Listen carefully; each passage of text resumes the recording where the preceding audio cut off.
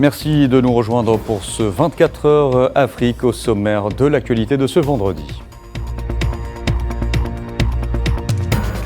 L'Algérie, leader en Afrique en matière de lutte antiterroriste, le représentant permanent de l'Algérie auprès des Nations Unies, Ammar Benjama, met en garde contre la montée du terrorisme et son financement au Sahel.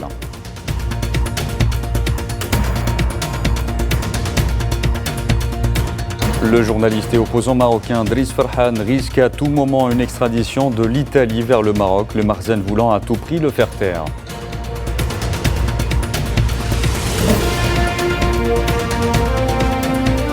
Au Niger, les fortes précipitations depuis fin mai font 21 morts et près de 6000 sinistrés alors que la saison des pluies ne vient de commencer.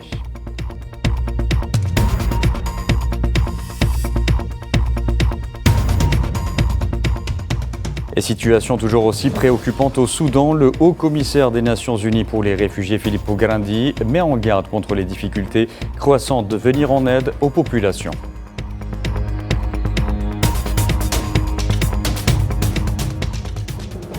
Bonsoir à tous. La montée du terrorisme au Sahel, l'objet d'une réunion informelle des membres du Conseil de sécurité de l'ONU. L'occasion pour le représentant permanent de l'Algérie auprès des Nations Unies, Ammar Benjama, de souligner les dangers de cette menace, réitérant l'expérience de l'Algérie en matière de lutte contre le terrorisme. En tant que champion pour l'Afrique de la lutte contre l'extrémisme violent et de sa prévention, le président algérien, M. Al-Majid Tebboune, a souligné qu'il était urgent de faire les choses suivantes. Premièrement, il faut un changement de modèle dans notre riposte collective à cette menace. Il est plus clair que jamais que nous ne pouvons nous permettre de soigner les symptômes en ignorant la maladie elle-même, comme vous l'avez dit. L'amère expérience de l'Algérie, car oui, ce fut une expérience amère, nous a enseigné que une solidarité internationale efficace et une coopération internationale efficace sont indispensables pour faire face à cette menace. C'est pourquoi nous appelons nos partenaires à appuyer les efforts des Africains grâce à un renforcement des capacités. Il faut interrompre le financement du terrorisme, c'est important.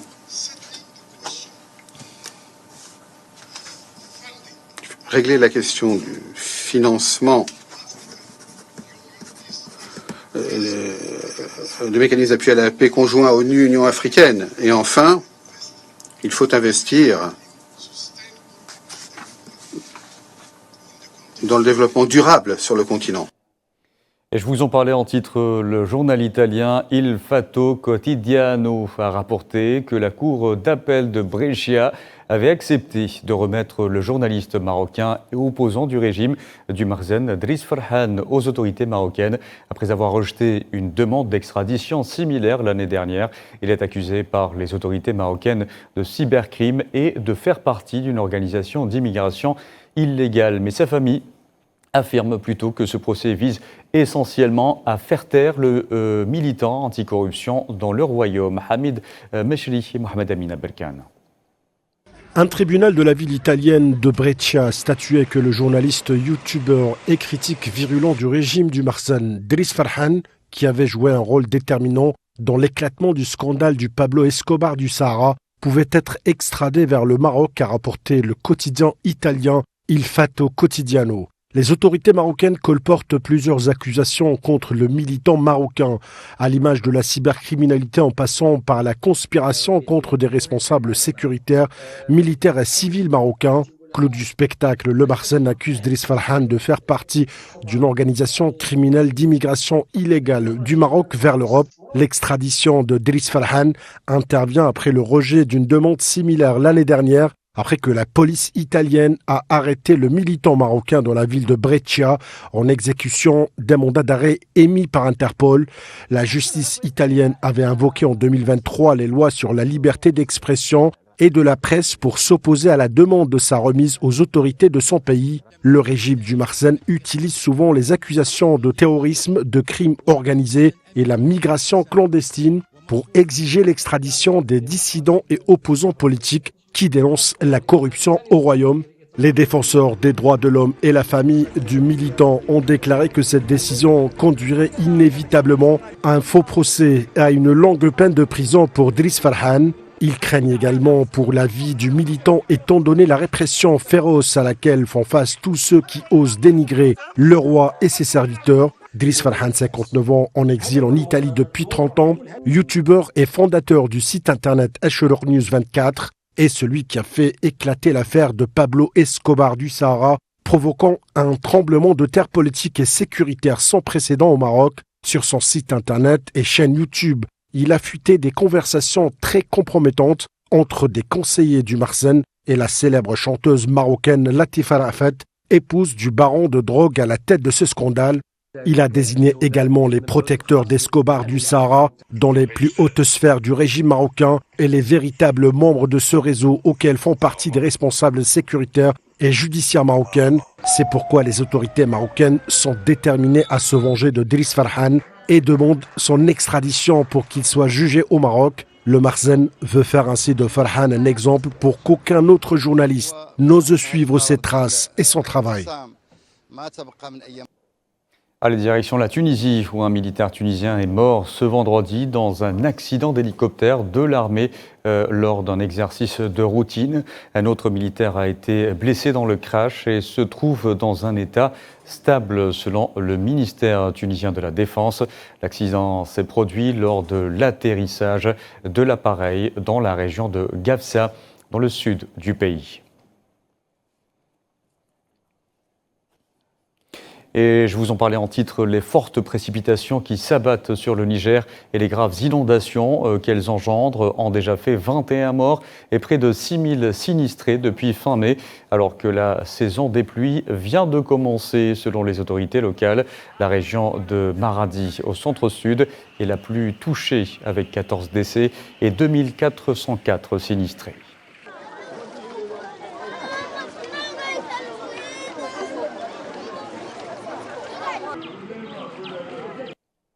Je vous en parlais également en titre, situation toujours aussi préoccupante au Soudan, s'exprimant depuis Juba, au sud-Soudan. Le haut-commissaire des Nations Unies pour les réfugiés, Filippo Grandi, a mis en garde contre la difficulté croissante de venir en aide aux populations à l'intérieur du Soudan voisin, en proie à une guerre qui fait rage depuis avril 2023, tout en demandant à toutes les parties de donner accès aux humanitaires. Nous demandons vraiment à toutes les parties de donner accès aux humanitaires parce que notre présence sur place est insuffisante pour aider les personnes dans le besoin et surtout pour apporter la nourriture et les autres fournitures nécessaires aux personnes qui risquent autrement de mourir de faim. Cette crise risque non seulement d'exporter des réfugiés, ce qui est déjà assez grave pour les réfugiés eux-mêmes et pour les pays d'accueil, mais aussi d'exporter des conflits vers les pays voisins. Et direction à présent le Burkina Faso, où la désinformation et la manipulation médiatique exercée par certains médias occidentaux ont été dénoncées par le président burkinabé de la transition, Ibrahim Traoré. C'était lors d'une visite à la radiodiffusion télévision du Burkina, où a lieu un incident de tir à la Roquette le 12 juin dernier. Les médias, là, ils ne vivent pas de la publicité ou je ne sais quoi. Hein. C'est faux, c'est des gens qui payent. Et vous donnez l'information comme ils veulent. Voilà, même malheureusement, ici, il y en a, hein, au Burkina, il y en a. Il y en a plein. Voilà, quand on le dit souvent, les gens disent qu'on attaque les journalistes, mais il y en a. Je pense qu'il faut faire le choix entre gagner son pain, mais aussi aimer sa patrie, en fait. C'est vrai, eux, ils se battent pour leur patrie, hein. Tout ce qu'ils font, c'est à l'avantage de leur patrie, mais il faut se départir de ça. Et lors de cette même visite, Ibrahim Traoré a lancé un appel aux investisseurs, soulignant le climat favorable aux affaires dans son pays. Un des objectifs, c'est de faire peur aux investisseurs, pour dire que le Burkina est instable, le Burkina ne peut pas. Vous savez que le Burkina fait partie, depuis 2023, là, des 10 pays les plus attractifs en Afrique. Les investisseurs veulent venir au Burkina parce qu'ils voient de la vision. Ils voient que ce pays peut se développer avec ce que nous sommes en train d'entreprendre. Donc il y a beaucoup de gens qui nous visitent, qui viennent pour investir au Burkina. Et quand ils font ça, ça fait peur aux investisseurs. C'est leur objectif, donc c'est dire à ceux de Burkinabés de l'extérieur et d'autres investisseurs qui veulent venir au Burkina, c'est archi faux ce qu'ils racontent. Le Burkina est bien stable, il peut venir. Dans l'actualité aussi, l'Union africaine étudiait hier une requête de Mogadiscio lui demandant de ralentir le retrait de sa force déployée en Somalie. Selon des responsables de l'organisation panafricaine, la troisième et avant-dernière phase du retrait de la force de l'Union africaine en Somalie, ATMIS, dont le mandat s'achève le 31 décembre, prévoit le départ d'ici fin juin de 4 000 des 13 500 soldats encore présents.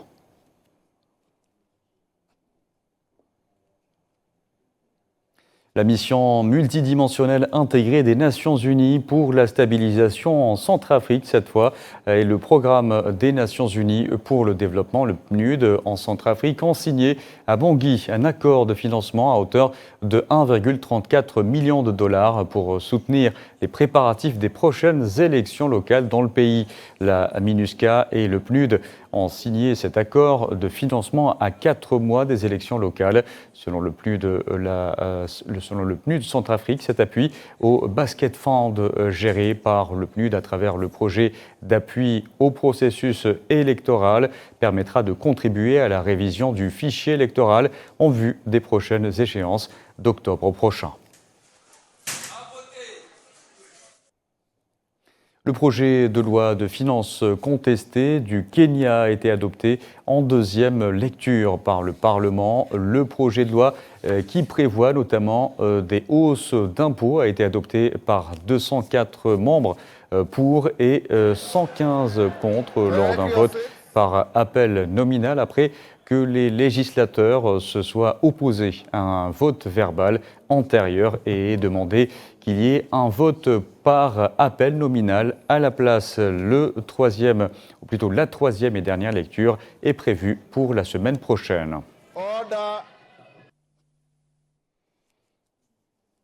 Et enfin, 12 nouveaux corps, dont des femmes et des enfants, ont été récupérés après le naufrage d'un bateau de migrants cette semaine au large de la Calabre, où plus de 60 personnes sont portées disparues selon les gardes-côtes italiens. 11 personnes ont survécu au naufrage d'un voilier à environ 220 km de la côte calabraise dans la nuit de dimanche à lundi.